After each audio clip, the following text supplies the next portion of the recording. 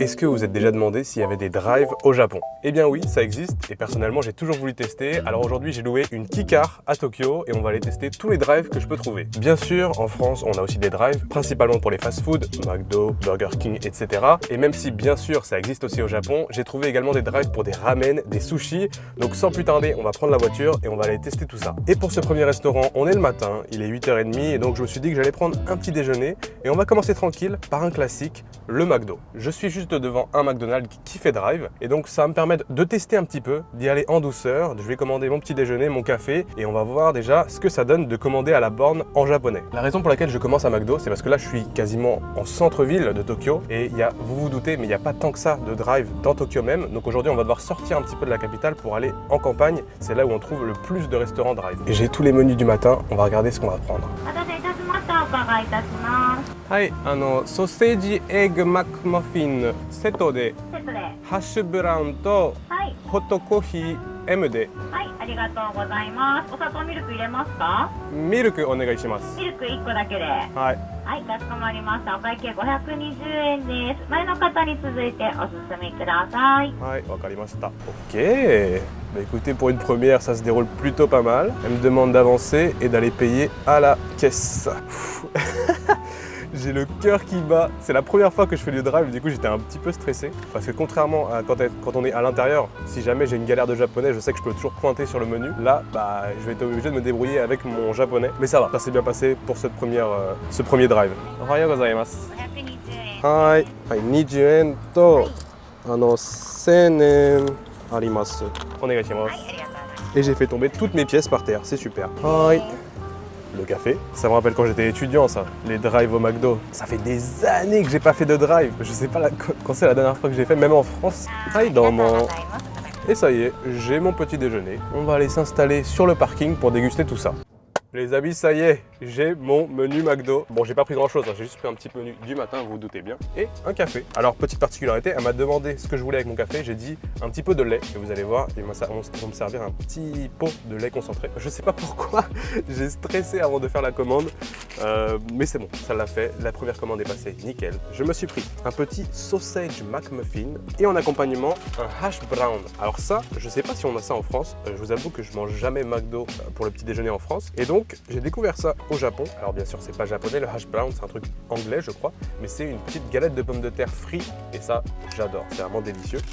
Et le sausage McMuffin, ça c'est tout simplement un muffin avec un pain anglais. Alors j'aime bien ces petits pains comme ça, je sais pas exactement ce qu'il y a par dessus, c'est fait de quoi. Je me demande si c'est pas des pains au maïs, je suis pas sûr, mais j'aime beaucoup cette texture. Et donc c'est un steak haché saucisse, on va dire, un œuf et une tranche de fromage à l'intérieur. Rien de plus simple, c'est vraiment le petit déjeuner basique que j'ai pris juste pour commencer la journée et histoire de faire un premier drive, ça pas trop compliqué. Et comme je vous ai dit, à Tokyo, à part les McDo, il n'y a pas beaucoup de drive, il faut partir un petit peu plus loin de Tokyo pour trouver les vrais drives. Quoi qu'il en soit, pour cette journée les amis, je vous lance un itadakimasu. Bon appétit. Bon écoutez, sans grande surprise, c'est gras, c'est gourmand, ça déborde pas de goût. La saucisse elle a très peu de goût, mais le tout, ça peut pas être mauvais quoi. Je vois pas comment on peut rater un de ces burgers. Et moi c'est le pain que j'aime beaucoup, ça change un peu des pains à burger traditionnels. Et ça pour le petit déj, bah ça passe bien.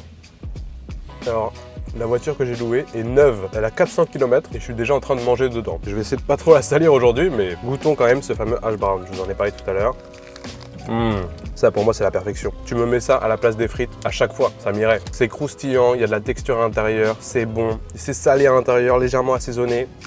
Juste le fait que ça croustille. Et à l'intérieur c'est pas de la purée, attention, c'est vraiment des petits morceaux de pommes de terre coupés en fines lamelles. Et là où ils sont forts, les chaînes de fast-food pour les petits déjeuners, c'est que le prix est toujours ridicule. Là, le total pour le menu plus le café, j'en ai eu pour 520 yens. Donc franchement, je sais pas, 3 €. Ah, pour un petit déj, c'est que dalle quoi. Ah d'accord, en fait ils m'ont mis le lait directement à l'intérieur, ils m'ont mis une petite coupole de lait. Oh, donc j'ai mon petit café au lait, c'est parfait. Vous l'aurez compris, le défi aujourd'hui ça va être de commander en japonais à toutes les bornes de drive. Heureusement que ça fait quelques années que je travaille mon niveau de japonais et que je commence progressivement à pouvoir m'en sortir, mais ça n'a pas toujours été le cas. Surtout quand je venais d'arriver au Japon l'année dernière. Et c'est là que mon partenaire de toujours de ma chaîne YouTube entre en jeu, Rosetta Stone. Rosetta Stone, c'est le compagnon idéal pour commencer ou reprendre votre apprentissage des langues. Avec ses fonctionnalités intuitives et immersives, vous vous plongez dans la langue et petit à petit vous commencez à acquérir du vocabulaire et à comprendre de nouvelles tournures de phrases. Sato iri no kohi. Un exemple concret de ce que j'ai appris sur Rosetta Stone quand j'ai commencé à utiliser l'application, c'est la forme te imasu des verbes en japonais. Je l'avais jamais étudiée, malgré avoir fait 3 mois d'école de langue, on me l'avait pas enseignée. Pourtant, elle est partout dans les phrases du quotidien. C'est la façon de dire en train de faire en japonais. Par exemple, là, si je veux dire je suis en train de boire mon café, on dirait kohi o nonde imasu. Quand on débute le japonais, on aurait plutôt tendance à dire kohi o nomimasu, qui est la forme présente du verbe boire, je bois du café, mais c'est là où il y a la subtilité. Si on utilise kohi o nomimasu, en japonais, ça veut dire je boirai du café, au futur. Et oui, parce qu'en japonais, il n'y a pas de temps futur. On utilise donc la forme présent mas pour exprimer le temps au futur. Ça peut être un petit peu compliqué au début, mais une fois qu'on s'y fait, c'est très simple. Ce qui fait que la vraie version au présent de je bois du café, c'est kohi o nonde imasu. Et cette règle de grammaire, je ne l'ai pas apprise ni dans des cours ni dans des livres, c'est à force d'écouter des phrases sur Rosetta Stone que j'ai fini par la comprendre. Doshite naite imasu ka? Et ensuite, ça m'a permis de la remarquer dans ma vie de tous les jours et petit à petit de comprendre de plus en plus les phrases de mon quotidien au Japon. En plus de vous enseigner les bases, vous pouvez étudier un sujet précis qui vous intéresse ou dont vous pourriez avoir besoin pour un voyage par exemple. Bref, si vous voulez améliorer votre niveau de japonais ou de n'importe quelle autre langue, en passant par mon lien en description, vous obtiendrez plus de 50% de remise sur l'abonnement à vie qui comprend les 25 langues disponibles sur l'application ou bien pour l'abonnement à une seule langue. Pas de renouvellement, simplement un paiement et vous pouvez étudier le japonais par exemple pour autant de temps qu'il vous faut. Le tout est satisfait ou remboursé pendant 30 jours, donc n'ayez aucune crainte, vous pouvez vraiment tester l'application et vous faire votre propre avis. Merci à Rosetta Stone d'être toujours aussi fidèle dans son soutien à ma chaîne YouTube et quant à nous, il est temps de reprendre la route pour partir au prochain drive. Et comme je vous ai dit, on va sortir de Tokyo puisque j'ai 1 heure de route pour aller tester le prochain restaurant. Et vous allez voir, je vous réserve une petite surprise, ça risque d'être plutôt intéressant. Mesdames et messieurs, bienvenue à Tsukuba, une ville pas très loin de Tokyo. On est à 45 minutes, 1 heure de route. Et j'arrive au premier restaurant qu'on va tester ici. Ça fait très longtemps que je veux tester ça. Et c'est tout simplement un sushi drive. Il est juste là, Hamatsushi, ça s'appelle. C'est une chaîne de sushi au Japon. Otsukare-sama deshita. Ça veut dire que je suis arrivé et voilà, le sushi il est là. Et je vois qu'il y a une borne pour faire du drive. Alors attendez, et oui, ça existe, un drive sushi au Japon. C'est trop drôle, juste le fait de pouvoir prendre des sushis à emporter comme ça directement dans sa voiture. Il n'y en a pas tout à fait dans Tokyo même, c'est pour ça que j'ai dû m'écarter un petit peu de la capitale. Est-ce que ça va être aussi bon que les chaînes de sushi dont j'ai l'habitude? Est-ce que ça va être aussi rapide? C'est ça aussi la question. Regardez, la borne est juste là. Je sais pas du tout ce qu'il y a sur le menu. Je pense que je vais devoir improviser quand je vais arriver à la borne. Sans plus attendre, allons essayer ça. J'espère que c'est ouvert. J'espère que ça marche tout le temps. Il y a marqué Doraive Suru, donc j'imagine que c'est bon. Et je vois le menu qui est juste là. On est parti.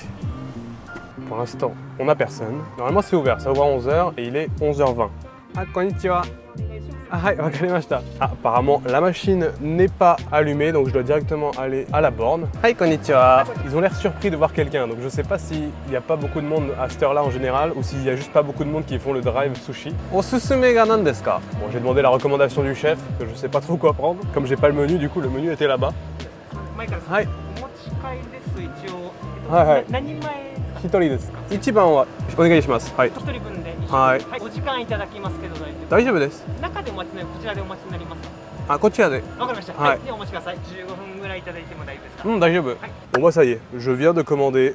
Il m'a quand même dit que ça allait prendre 15 minutes, donc on n'est pas sur du fast-food. Mais après, c'est des sushis, ils sont faits à la commande, donc on peut comprendre. J'ai pas encore payé, j'imagine qu'il va me faire payer quand il va venir me servir. En tout cas, c'est la première fois que je commande des sushis en drive, donc c'est assez sympa. J'espère que ça va être bon. Il n'y a pas de raison. Franchement, au Japon, j'ai jamais mangé de mauvais sushis, donc je me fais pas trop de soucis. Qu'est-ce qu'elle me dit la voiture là? Si je dois dire un truc sur les voitures au Japon, je suis complètement fan des Kicars. C'est cette voiture-là que j'ai louée. Vous voyez, c'est les tout petites voitures carrées japonaises qui sont extrêmement pratiques. Alors déjà, on paye moins cher d'assurance, on paye moins cher l'autoroute. Enfin, il y a plein d'avantages à avoir une Kicar. Moi, je l'ai louée pour la journée, mais si je devais avoir une voiture au Japon, ce serait une Kicar.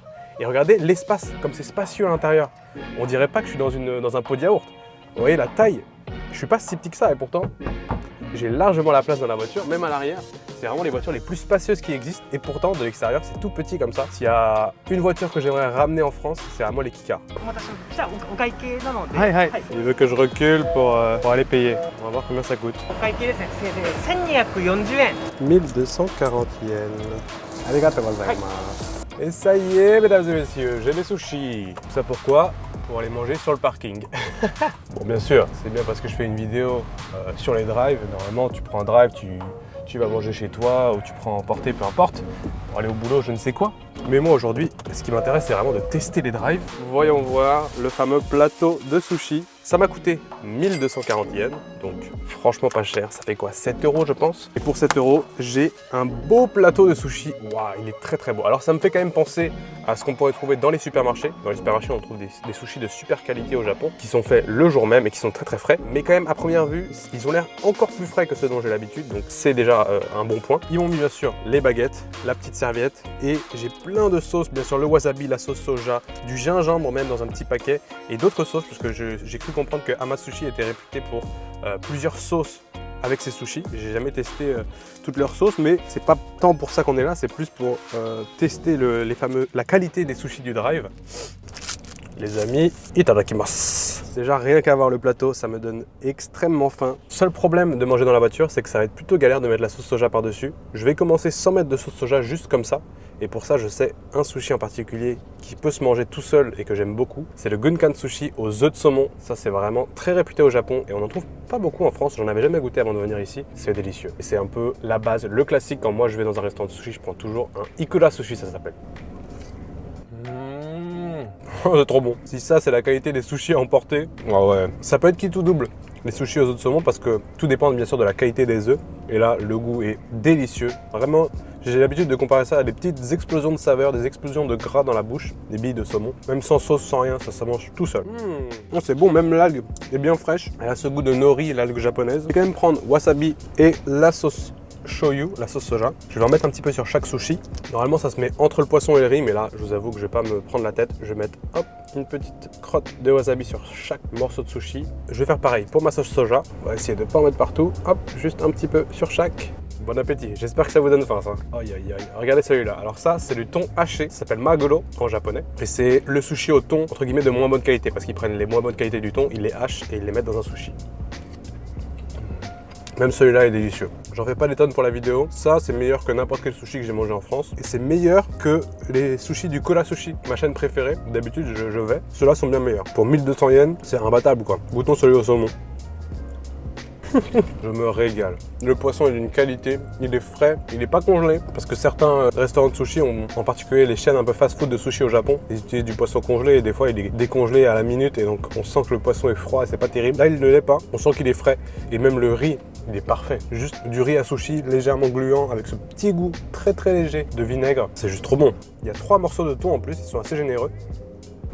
C'était Timothée et Léo au boulot qui m'ont recommandé Hama-Sushi. J'avais encore jamais testé cette chaîne et ça vaut largement le détour. Il y en a un peu plus proche de Tokyo, c'est juste qu'ils faisaient pas de drive, c'est pour ça que j'ai dû un peu m'écarter. Là pour moi, c'est un sans faute. 7 € le plateau de sushi, on peut le faire en drive et à emporter. Ça a pris moins de 10 minutes. Je vois pas ce qu'on peut demander de plus. Les sushis sont d'excellente qualité. Ils sont meilleurs que n'importe quel sushi qu'on peut trouver en supermarché, dans les combini, dans les chaînes de fast-food de sushi. Franchement, pour moi, ce restaurant, il est parfait quoi. Goûtons celui au maquereau. Ça, c'est un de mes préférés aussi. Ils ont rajouté une petite sauce sucrée sur le maquereau. Ça se mélange parfaitement. Juste un kiff quoi. Je suis en train de me dire, mais si on avait ça en France, manger frais, pas cher, bon, sain, rapide, à emporter, on a beaucoup à apprendre.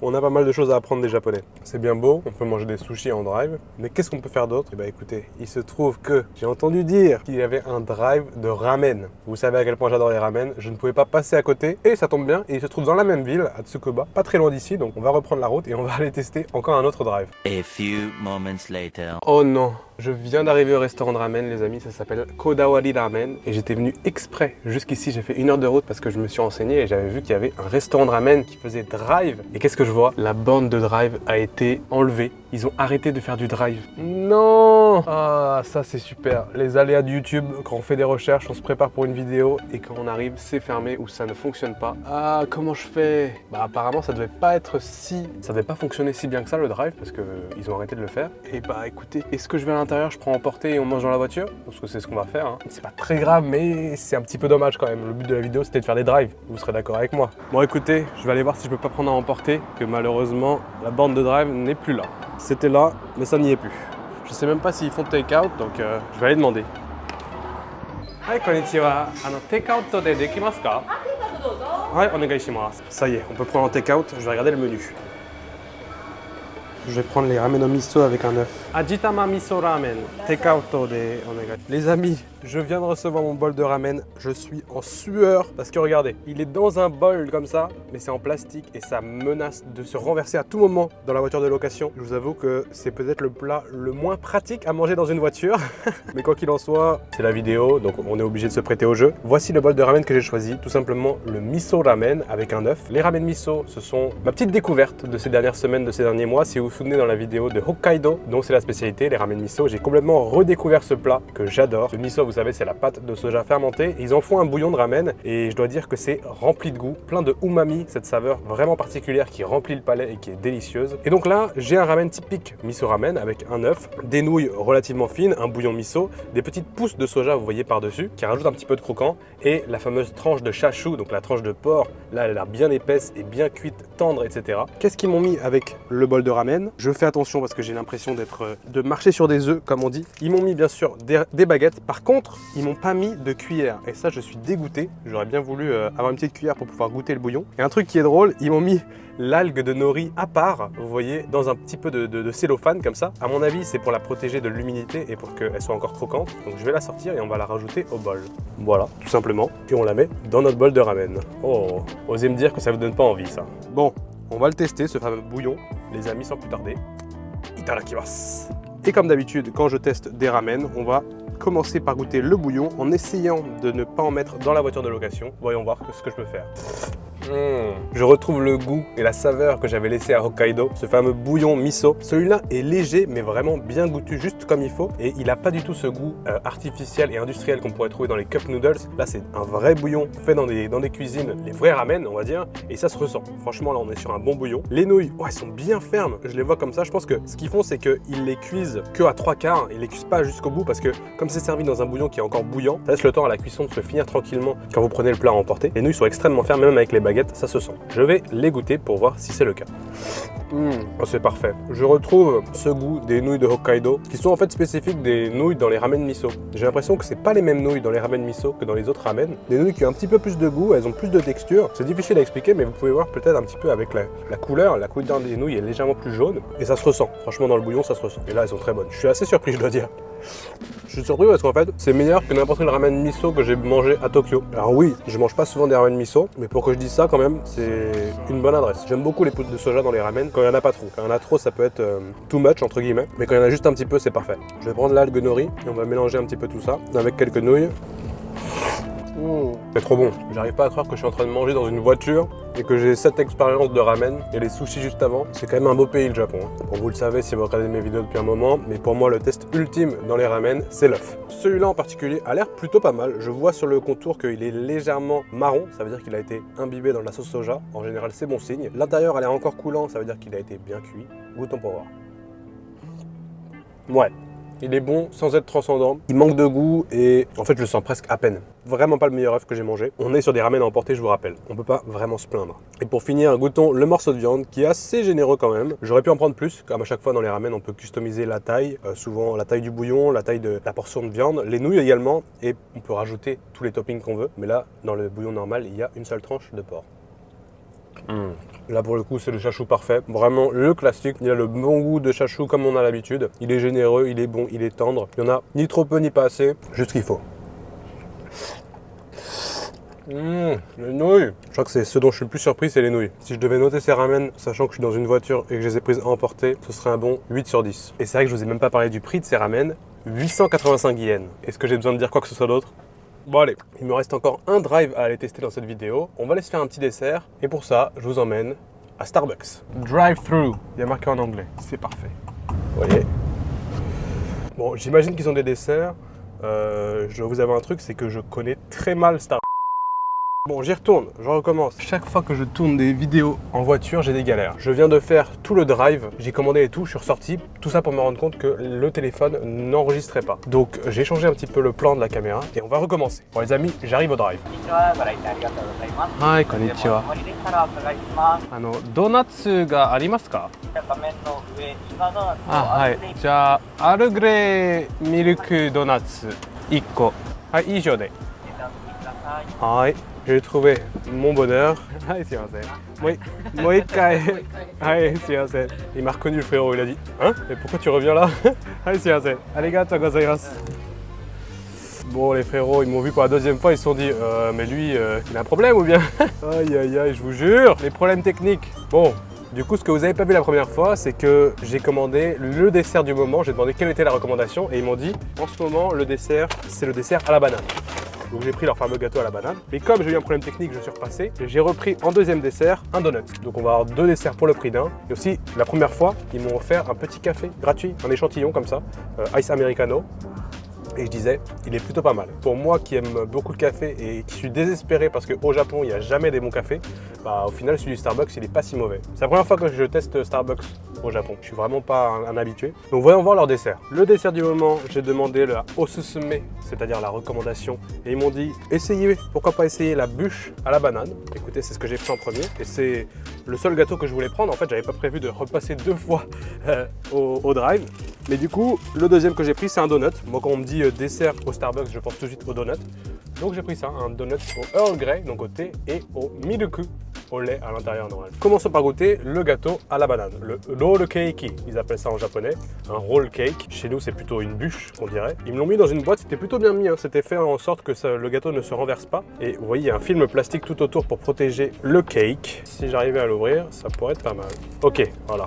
J'ai pas de couvert. Ah si, ils m'ont mis une cuillère, mais bon, on est entre nous, hein. On va y aller comme ça. Les amis, pour ce dessert, itadakimasu. Ouais.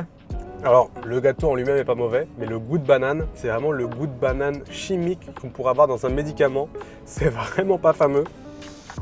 Oh non, ça c'est pas validé. Comme je vous disais, ça me fait vraiment penser à un médicament à la banane. On va dire que c'est entre le médicament à la banane et le petit suisse banane. Je sais pas si vous voyez, c'est 2 échelles, 2 goûts différents. On est entre les deux, mais je penche plus du côté médicament. Pas terrible. Et du coup, heureusement que j'ai un deuxième dessert au final. Le donut Earl Grey, je sais pas si ça se voit, mais il est énorme. Il fait presque la taille de ma tête, beaucoup plus gros que les donuts dont j'ai l'habitude. Je suis pas fan des donuts en général, même si j'en ai mangé un très bon la dernière fois dans la vidéo TikTok, on avait goûté le fameux meilleur donut de Tokyo et il était excellent. Voyons voir ce que celui-là a à apporter. Wow, c'est balèze, hein. L'intérieur est extrêmement dense, assez épais. C'est un gros donut, effectivement. Le goût n'est pas si prononcé que ça. Je sais pas quoi dire d'autre, hein. Franchement, c'est un donut banal. Je préfère leur petit café qu'ils m'ont donné sur le côté. À la limite, ça, c'était meilleur. Mais c'était gratuit.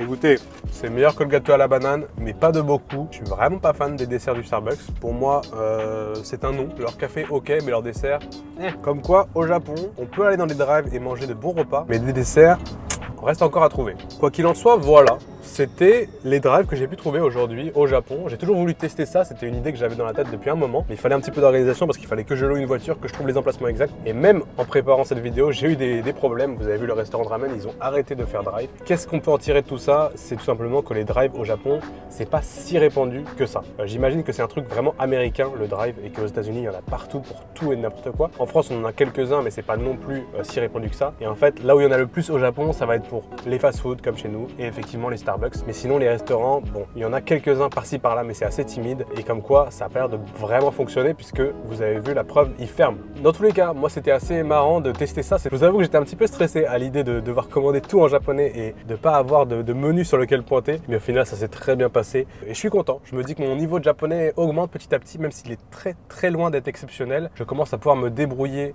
par moi-même au Japon et ça, c'est très satisfaisant. Si vous aussi, vous voulez améliorer votre niveau de japonais, n'hésitez pas à vous rendre dans le lien en description. Vous aurez 50% de réduction sur votre abonnement Rosetta Stone. Je les remercie encore grandement de sponsoriser cette vidéo. Essayez l'application, vous avez 30 jours satisfaits ou remboursés et vous m'en direz des nouvelles. Quoi qu'il en soit, j'espère que cette vidéo vous aura plu ou au moins j'espère qu'elle vous aura donné faim et que vous aurez appris quelque chose.